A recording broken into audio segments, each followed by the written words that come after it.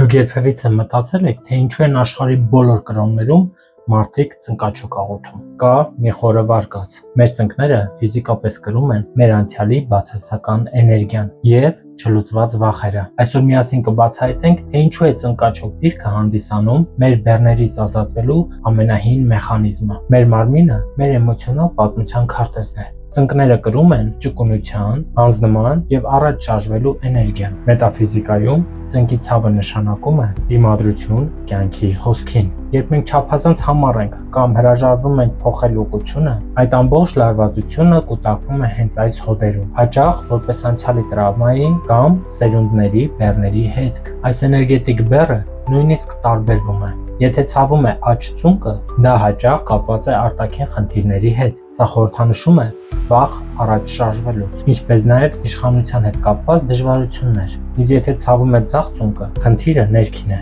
անցյալի խնդիրներ կամ ինտուիցիան չլսելու զգացում։ Ծնկաչոք դիրքը, որը կիրառել է նույնիսկ Հիսուսը Գեթսեմանիայում, խոնարհության գերագույն արարքն է։ Երբ մենք ծունկ ենք ծալում, մենք ֆիզիկապես ընդունում ենք, որ պետք է հանձնվենք։ Այս դիրքը հեռացնում է էգոյի վերահսկողությունը, ինչը թույլ է տալիս բաց թողնել կուտակված լարվածությունը։ Բացի այդ, ծունկը ծալելը մեզ էներգետիկապես հողակցում է արմատային չակրայի միջոցով, ցրելով վախի եւ անապահովության զգացումները։ Ժամանակակից գիտությունը զարմանալիորեն հաստատում է այս կապը։ Ուսումնասիրությունները ցույց են տալիս, որ ծնկի քրոնիկ ցավը մշակվում է ուղեղի այն հատվածներում, որոնք պատասխանատու են վախի եւ դեպրեսիայի համար։ Բայց ամենակարևորը, գիտնականները ապացուցել են, որ հոգեկան առողջության վատ թարացումը նախորդում է քրոնիկ ծնկի ցավին։ Սա նշանակում է, որ մեր էմոցիոնալ բեռը իսկապես կարող է ֆիզիկական խնդիրներ առաջացնել մեր ծնկներում։ Այսպիսով, ծնկաչոք աղոթքը մեր ներքին դիմադրությունը բաց թողնելու բնածին մեխանիզմ է,